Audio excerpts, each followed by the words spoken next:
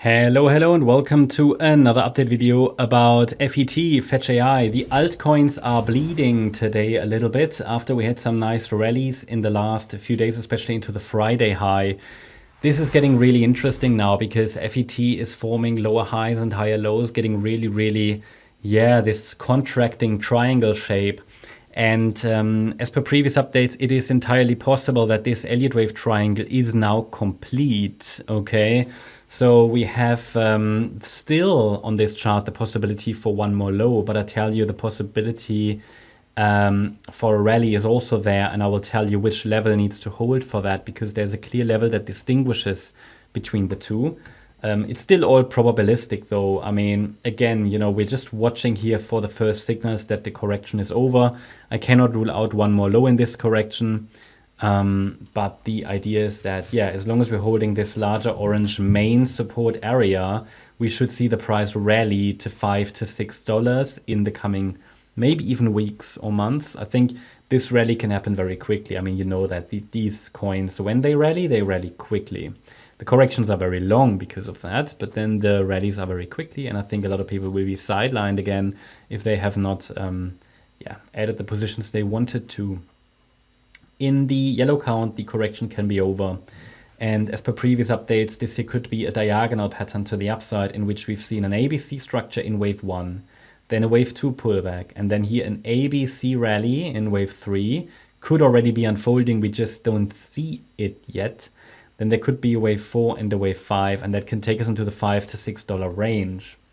It is important to recognize that the yellow count is absolutely possible. It is unreliable though, because it's all based on an ugly diagonal. I have to say again, and I have said it many times, this is the risk in cryptos. They sometimes they just rally from extremely ugly structures. We know that, and I can only mention that, and then you have to point, have to sort of translate what that means for you and your portfolio, and if you're comfortable with that or not. What I find more important than the microstructure is the levels, okay? So the levels are holding, support is holding, further uptrend is forecasted, and then we are looking at the microstructures to identify maybe short-term potentials. I can tell you that in this scenario, we should start a third wave rally as we're heading probably into next week, I would say, if this yellow wave count is what is happening, which I can't promise you. So in this scenario, we rallied in wave 1 of C here into the, let me change the wave degree here, or you might not actually see the numbers. So we rallied into wave 1, into the Friday high from this B wave low. And then this is now a wave 2 pullback. It's currently in 3 waves. I've added a micro support area earlier today.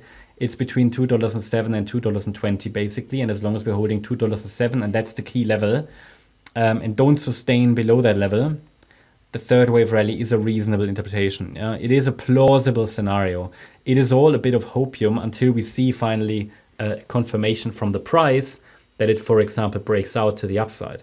The price always needs to confirm this. We need to see a reaction to either $2.19, $2.14, or $2.07. They are the 3 FIB levels here. Any break below $2.07 will already challenge the yellow count as it is. And it might mean then, we would need to see if this is morphing then, but it would already indicate that we are going to take that low out that was formed on the 15th of May. And if that's taken out, then it's likely we are going to attack the red line that's at $1.86, and that is the invalidation point for the yellow count as it is. So in this scenario, that means breaking below $2.07, if it's a sustained break, will trigger this chain reaction possibly, in which then we just get that one more low, okay? That's the view, and that's the $2.07 level, which is very important therefore, and one more low would hit $1.57 most likely, or maybe even $1.27, but ideally we don't break below $1.57. So these are the two scenarios. They are both bullish, however, so if anybody thinks this is a bearish scenario, it's not. It's actually quite bullish. I will only change my view below $1.27, then I will have to become a bit more bearish. But at the moment, I think for next week, what it's important to see, do we hold this micro support area? There could be some fluctuations around the weekly candle close, and then a break above the green line at $2.52 would maybe indicate the breakout higher is unfolding, targeting then sort of the 350 range next.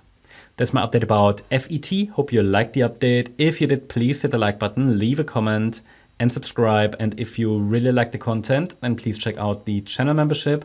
Also, make sure that you follow us on Instagram and Twitter for additional content. Thanks a lot for watching. Bye-bye.